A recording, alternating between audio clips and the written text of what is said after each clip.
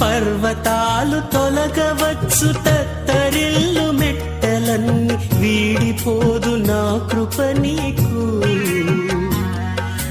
నా నిబంధన తొలగదు.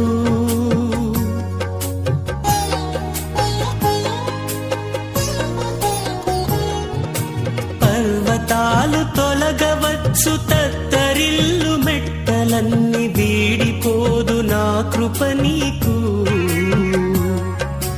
నా నిబంధన తొలగదు.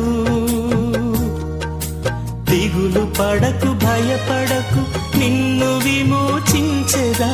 నీదు భారమంత మోసి నాదు శాంతి నొసగెదా అని చెప్పి వాగ్దానం చేసిన యేసయ్యా తల్లిలా లాలించును, తండ్రిలా